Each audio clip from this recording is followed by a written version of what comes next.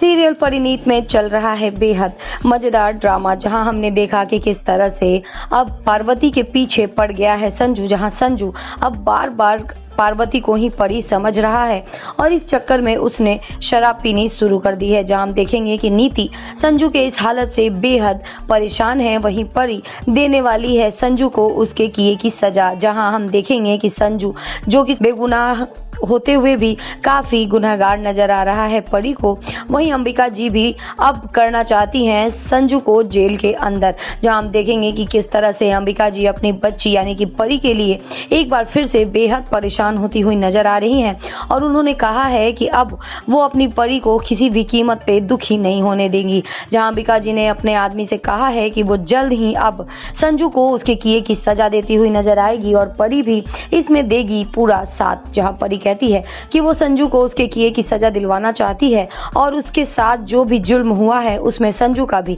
बराबर हक है, इसलिए संजू को भी उसके किए की सजा जरूर मिलनी चाहिए। इधर हम देखेंगे कि किस तरह से जो